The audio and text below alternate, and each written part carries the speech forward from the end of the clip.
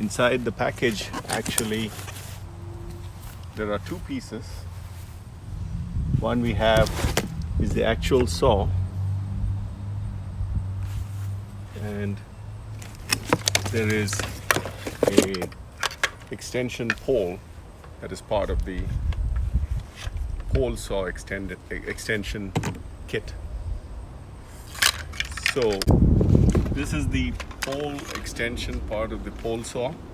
Comes as a single piece which can be put together for the extension.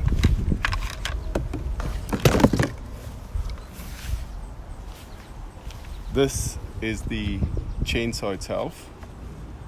It comes fully assembled, unlike the instructions which show that the chain has to be assembled and put together, which kind of surprised me in the beginning. But then when opening the package, it was all fully assembled.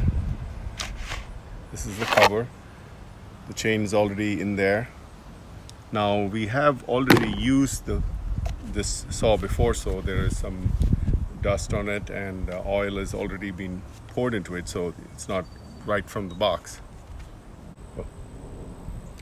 This is where you put in the bar and chain oil, and you can get that from your local hardware store, even though it does not come with the package. And so you unscrew it counterclockwise, and you'll pour it in, but do not pour in a lot, because this is where the gauge is for measuring how much you need to put in.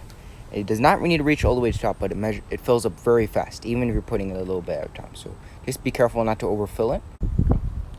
So this is the pole assembly, and so in order to put it down, put it together, usually this is a little easier with two people, but it can be done with one. So first off, make sure you can get into the hole. So as soon as this happens, this cap needs to be screwed on. It's not too tight, but tight, pretty tight, so this way the chainsaw does not fall on you. So this is how you put the chainsaw onto the pole. So first you must unscrew this.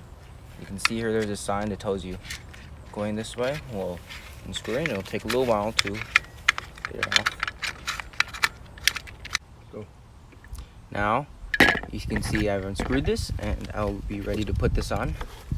Now this will take a little bit of work. You just gotta find the right notches, and there'll be a little bit of a click. You hear that click? And now you put this on. Make sure it's still in that position, and you put in the lock. You want this to be very tight. Of course, you don't want to make it so tight it breaks it, but you want to make it as tight as possible. So of course, this does not come off the chainsaw and come on top of her head. Now you just need an extension cord, and you can plug it in on one end of the pole, because the cord actually runs through the pole all the way to the end, where it is then connected back to the chainsaw itself.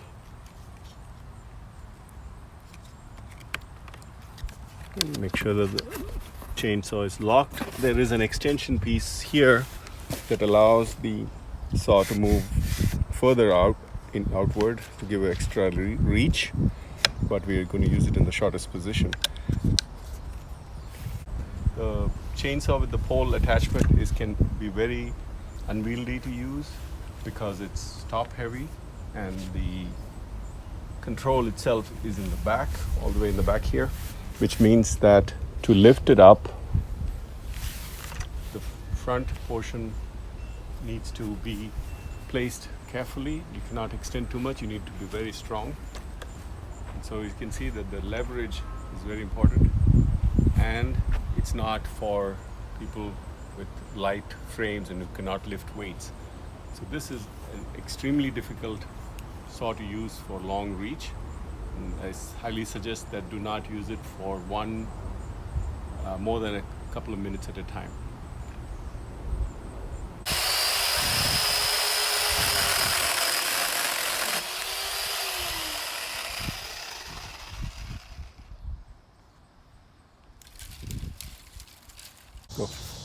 Alright, so here's the hook where you can put the cord. You may not have noticed it. So basically you just take the loop, put it through here, put in the hook. So this is how you position yourself when cutting a tree limb in the ground. So So you want to make sure there's some space between the limb and the ground, and you want to not stand behind it. Give yourself some distance so it doesn't, all the chips don't fly onto you. And then you can start. Always make sure the cover is next to you for the chainsaw.